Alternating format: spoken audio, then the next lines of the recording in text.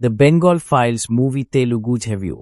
ప్రస్తుతం మనకు థియేటర్లో అందుబాటులో ఉన్న మూవీ ద బెంగాలీ ఫైల్స్. ఈ మూవీ తీసింది ఎవరో కాదు, గతంలో ది కాశ్మీర్ ఫైల్స్ తో ప్రేక్షకుల మనసులను గెలిచిన ఆయన ఇప్పుడు మరో సెన్సిటివ్ సబ్జెక్ట్ అయిన బెంగాల్ రాయట్స్ మీద ఈ సినిమా తీశారు.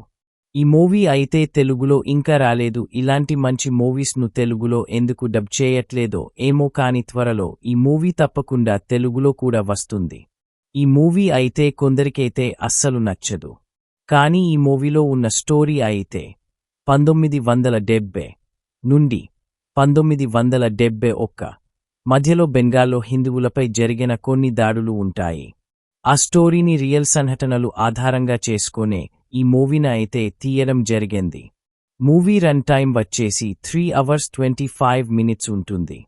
మూవీ అయితే థ్రిల్లర్గా సాగుతుంది. థ్రిల్లర్ క్రైమ్గా ఉండే ఈ మూవీ ఎలా ఉందో అనే విషయం తెలుసుకునే ముందు ఇంకా ఎవరైనా మన ఛానల్ని సబ్స్క్రైబ్ అండ్ లైక్ చేయకుండా ఉంటే తప్పకుండా మన ఛానల్ని సబ్స్క్రైబ్ అండ్ లైక్ చేసి కాస్త నాకు సపోర్ట్ చేసేయండి. కథలోకి వేరేపోతే భారతదేశానికి స్వతంత్రం వచ్చాక వెస్ట్ పాకిస్తాన్ ఈస్ట్ పాకిస్తాన్గా వీడిపోతుంది. 1971లో బంగ్లాదేశ్కైతే స్వతంత్రం వస్తుంది. అప్పటి నుండి బంగ్లాదేశ్లో ఉన్న హిందువులపై దాడులు ఎలా జరుగుతాయి, అలాగే బెంగాల్లో ఉన్న హిందువులపై ఎలాంటి కుట్రలు జరుగుతాయి అనేదే ఈ మూవీ యొక్క కాన్సెప్ట్. మెయిన్గా ఈ మూవీలో బెంగాల్లో హిందువులపై జరిగిన దాడుల గురించి మాత్రమే చూపియడం జరిగింది. ఈ మూవీని అయితే తప్పకుండా ప్రతి ఒక్కరూ థియేటర్లో చూసేయండి. ఈ మూవీలో ఉన్న సన్నివేశాలు అయితే చాలా ఎమోషనల్గా చూపియడం జరిగింది. మీకు హిందీ వచ్చుంటే మాత్రం తప్పకుండా వెళ్లి థియేటర్లో చూడండి. ఇక ఈ మూవీలో మెయిన్గా మనకు ఫస్ట్ హాఫ్ కొంచెం స్లోగా ఉన్న ప్రతి సీన్ అయితే చాలా ఎక్సైటింగ్గా అనిపించడం జరుగుతుంది. మెయిన్గా హిందువులపై జరిగే కుట్రలు వాటికి సంబంధించిన కొన్ని ఎమోషనల్ సీన్స్ అయితే తప్పకుండా మనల్ని ఆకట్టుకోవడం జరుగుతుంది. ప్రతి సీన్ అయితే డైరెక్టర్ చాలా అద్భుతంగా చిత్రీకరించడం జరిగింది. మెయిన్గా ప్రతి హిందూ కూడా ఈ మూవీ చూసి అప్పట్లో మనపై జరిగిన దాడుల గురించి తప్పకుండా తెలుసుకోవాల్సిందే. స్క్రీన్ ప్లే చాలా స్ట్రాంగ్గా ఉంది. స్టార్ట్ నుండి ఎండ్ వరకు ఎమోషనల్ కనెక్ట్ చాలా బాగుంటుంది.